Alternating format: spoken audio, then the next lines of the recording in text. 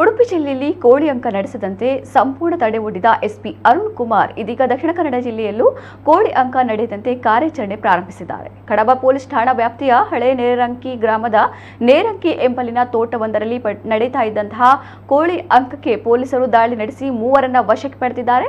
ಪೊಲೀಸರಿಗೆ ಬಂದ ಮಾಹಿತಿ ಮೇರೆಗೆ ಕಡಬ ಪೊಲೀಸ್ ಠಾಣಾ ಪೊಲೀಸ್ ಉಪನಿರೀಕ್ಷಕರಾದ ಅಭಿನಂದನ್ ರವರು ಠಾಣಾ ಸಿಬ್ಬಂದಿಯೊಂದಿಗೆ ದಾಳಿ ನಡೆಸಿದ್ದು ಅಕ್ರಮವಾಗಿ ಹಣವನ್ನ ಪಣವಾಗಿಟ್ಟು ಕೋಳಿ ಅಂಕ ನಡೆಯುತ್ತಿದ್ದ ವೇಳೆ ಕೃತ್ಯದಲ್ಲಿ ತೊಡಗಿದ್ದ 8 ಜನರು ಪರಾರಿಯಾಗಿದ್ದು 3 ಜನರನ್ನ ವಶಕ್ಕೆ ಪಡೆಯಲಾಗಿದೆ. ಸ್ಥಳದಲ್ಲಿದ್ದ 6 ಬೈಕ್, 2 ಕಾರು, 4 ಕೋಳಿ ಅಂಕಕ್ಕೆ ಬಳಸಲಾಗುವ ಕತ್ತಿ ಹಾಗೂ ನಗದು ಹಣ 3,560 ರೂಪಾಯಿ ವಶಕ್ಕೆ ಪಡೆದುಕೊಂಡು ತನಿಖೆ ನಡೆಸಲಾಗ್ತಾ ಇದೆ.